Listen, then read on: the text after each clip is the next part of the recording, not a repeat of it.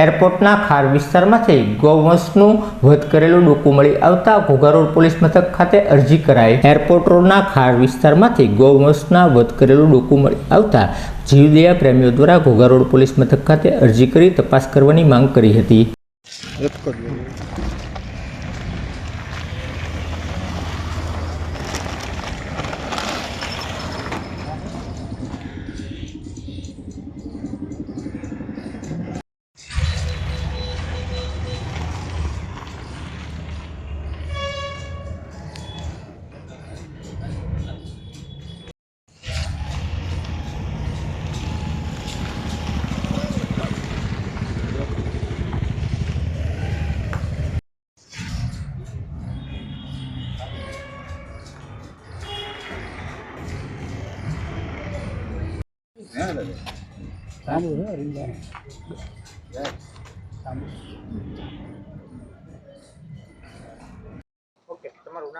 ચૌહાણ હાર્દિકભાઈ શું બનાવ છે?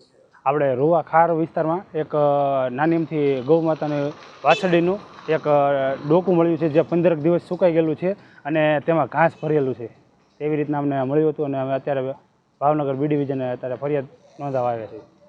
અંદર રજૂઆત કરી તમે ફરિયાદ કરવા ગયા શું કહેવો? ત્યાંથી ફરિયાદ પરફેક્ટ લઈ લીધેલી છે અત્યારે। જય શ્રી રામ, જય ગૌમાતા। હું છું આપનો મિત્ર ગૌરક્ષક પ્રવીણભાઈ આહિર, એકતા એ જ અલગ સંગઠન ગૌરક્ષક ટીમ તળાજા।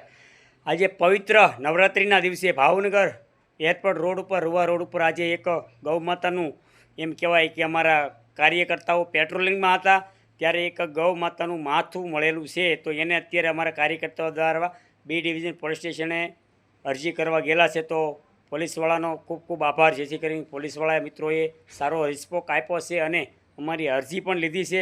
પણ અમારે એક જ તમને કહેવાનું કે કોઈ પણ જગ્યાએ તમને આવા ગૌ માતા હેરાન થતા હોય અથવા તો આ રીતે તમને દેખાય તો અમારો કોન્ટેક્ટ કરજો। અમારો મોબાઈલ નંબર છે 97232394।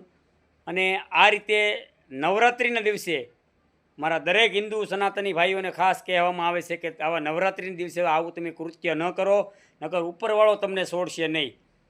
જય શ્રી રામ, જય ગૌ માતા।